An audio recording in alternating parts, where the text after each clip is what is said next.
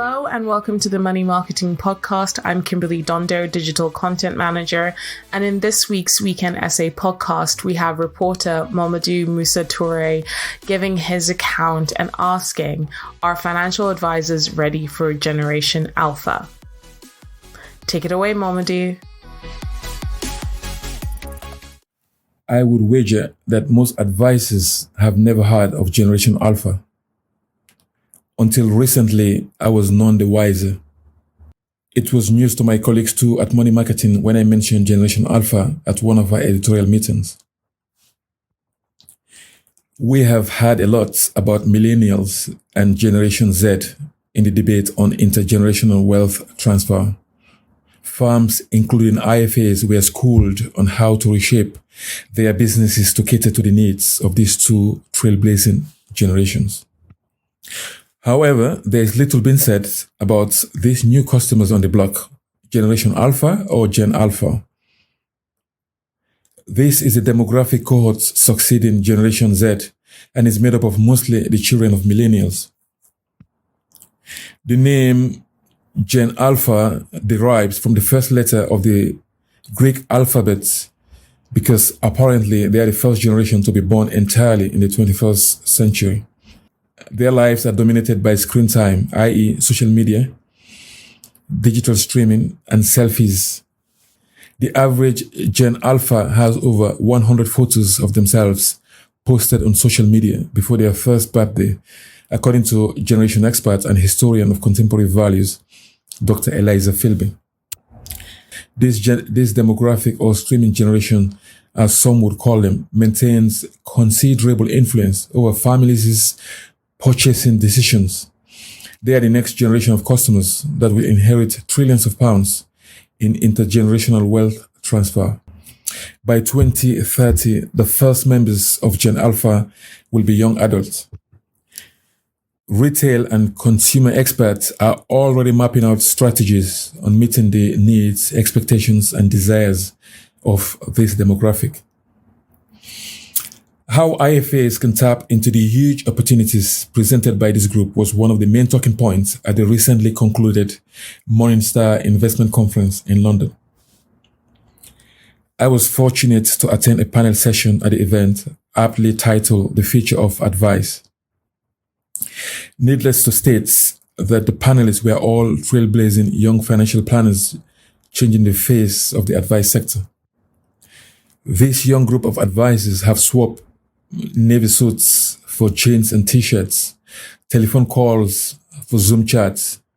In between clients' meetings, they are making videos for TikTok and YouTube or wrapping up podcast interviews. Some of the burning questions that the panelists tackled at the events were as follows. Will the advice sector take the route of subscription services? Will social media bridge the gap between advice and guidance? Will digital wealth management become the norm? How to invest in the age of social activism? What is the future demand for financial advice, including changing generational behaviors? Among the panelists was a rising star in the advice sector, Chanel Pattison of Money Means. Her firm runs a subscription-based advice service for young people.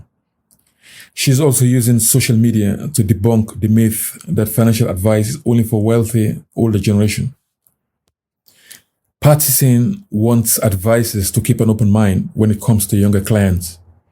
She said, financial planning has been done in the same way for such a long time with not a lot of changes at all.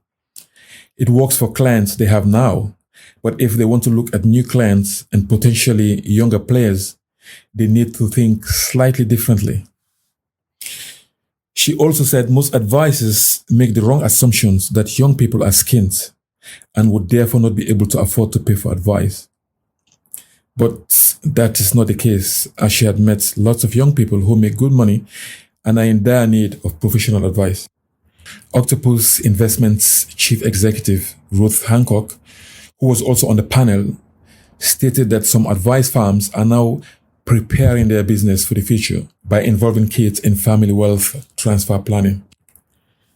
This is a wise strategy given that only a tiny percentage of beneficiaries are willing to retain their parents' financial advisors. They have different priorities and needs from that of their parents. Social issues and lifestyles are top of their list when making investment decisions. Young people are also willing to dabble in risky investments such as crypto assets and NFTs. Many regulated advisors would rightly shudder at the thoughts of clients dabbling in high-risk products. Another issue the advice sector needs to resolve is its age demographic. There is a shortage of young talent joining the profession, and less than 1% of the sector is below 35 years old. The current cohorts of financial advisors are old and on their way to retirement. The average age is 57 and are due to retire in the next 5 to 10 years. And this is an issue the Personal Finance Society want to settle. Last month, the PFS conducted a survey of its members to find out what they are doing to attract and retain talent in their businesses. Half of respondents said they are offering flexible working, career progression, training, and development to recruit and retain young advisors.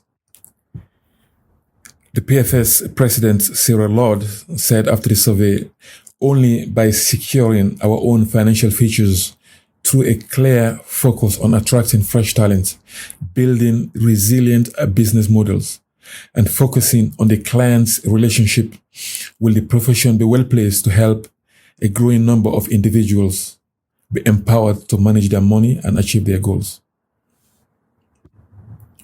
The times are changing, and IFA firms need to make a roadmap for Gen Alpha. No one can predict the future with certainty, but planning for it is always a sound advice.